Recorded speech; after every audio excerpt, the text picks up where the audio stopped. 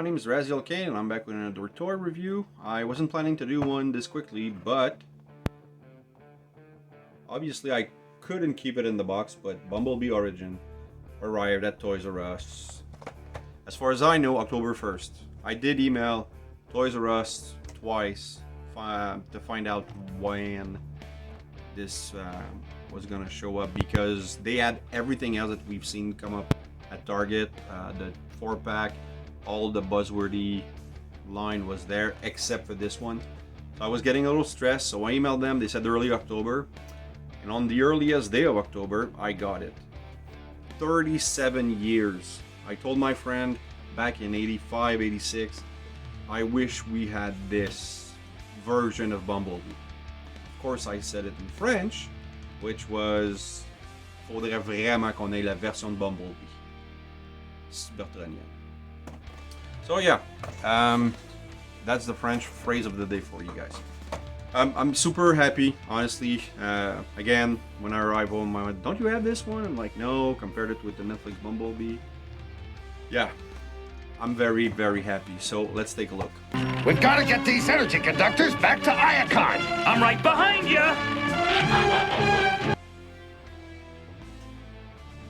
All right, quick look at the box. That's pretty neat. Cyberverse Bumblebee, original Bumblebee. Again, I think this is Cyberverse again. This is some comic. I think that's pretty neat. Like, I think the boxes are produced before they actually finish the figure, because no gaps at all. This is super smooth, light yellow, nice figure, gray backpack, gray silver gun.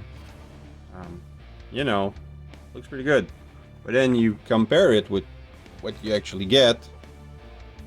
It's like orangish, like Kool-Aid orange thing. I know a lot of people are complaining that these things don't fit in the hands, and there's, you know, waffles here for, I don't know, maybe you could clip something, but I really don't mind.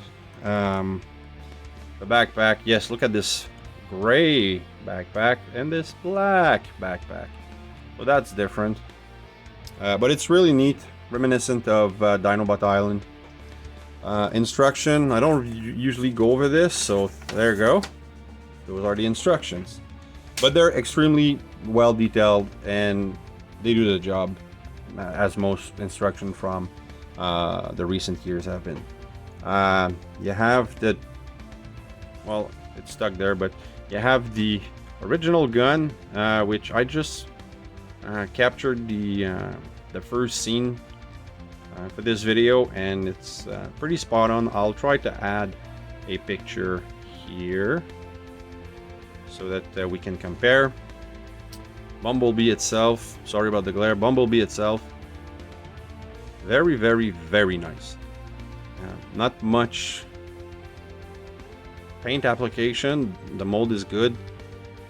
Kind of a heavy leg, because Bumblebee doesn't seem to skip leg day. Translucent blue, very nice. Nice shine. I prefer this yellow to the one that they used for Sunstreaker, because I know Netflix Bumblebee, there was some complaints about it, about the yellow being kind of orange or a little too dark, but I really don't mind. This, to me, looks, it doesn't look like the cartoon. Like, this alt mode obviously is different. Not the alt mode, sorry, the robot mode is different from what we got in the cartoon, but it makes sense that this robot would look like this on Cybertron. So now let's take a look at articulation. All right, articulation. You have, well, wrist because of transformation. Elbow are very tight. There's shoulder back and forth because of transformation. There's a rotation 360. The head on a ball joint, and I just did a whole exorcist thing. Sorry, kids at home. 360 on the waist, hip, knee. Because of the transformation, sorry. Because of the transformation, you have some long articulation at the ankle, but it doesn't go sideways. It just goes back and forth. Posability is really good, I found. What else? That's pretty much it. And now for some scaling. Here is Bumblebee with Wheeljack, his scene mate from the original More Than Meets the Eyes pilot, part 1. And yes, at this point, I'm with you guys. I wish we get a Wheeljack that does that. That transforms into a Cybertronian mode, and also a Jazz. That would be more than what we ever hoped for. So, Hasbro, I know you're not listening to my channel, but let's make it happen. Now with Bumblebee from the Netflix exclusive, Walmart exclusive, which I obtained through Lone Dragon. You can see that I thought they were gonna just reuse the same, sorry about the blur.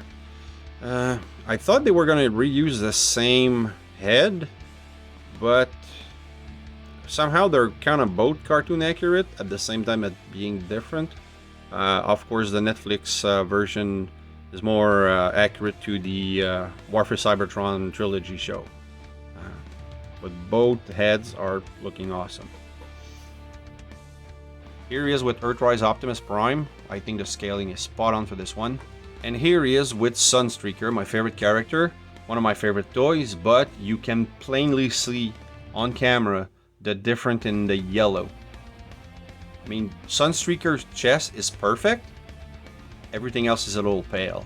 And from the Toy Hacks reviews I've seen, even the Toy Hacks decals don't really fix it. So unless I want to dabble in paint, that's what I get. But Sunstreaker is still a fantastic figure. Okay, now to proceed with the transformation.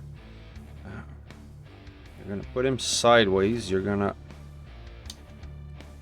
open this up and pull on that double hinge there, and then open it like this, and then you're gonna, it's kind of hard, there you go, clips really well, and we're done. I hope this helped. Careful, like you saw, those hinges here pop really easy during transformation. Those ball joints pop really easy during transformation. Be careful. So far, the alt mode, it still doesn't clip super nice. I mean, if you compare with the box, you know, there's a lot more cracks in that hole. But that being said, fantastic alt mode. Look at this, it's perfect. And it's Bumblebee quite clearly. If you want, you can peg the gun on top, you can, but I'm not gonna do that because he didn't have a gun on top. Look at that. It's perfect. This floats super fast on Cybertron, I'm sure. I really like it. I'm surprised that they never reused this type of mold for any other show. Like Cyberverse had Bumblebee racing with Blur and Hot Rod, and they're all cars, and they all have tires. Actually, even Bumblebee had a tire in G1 when he gets blasted by the welcoming committee. He loses a wheel, which we've never seen before. But regardless, fantastic figure. Really happy about it. Not a lot of molding. A little grill here. Autobot symbol here. Translucent window, perfect. Doesn't show, like you can tell if you peer really intently, you can see some robot cable, or robot junk, and I for one don't mind. I know it's a beef with a lot of people. It really is not with me. Fantastic figure. Nope, I'm just gonna move this on the side for some scale.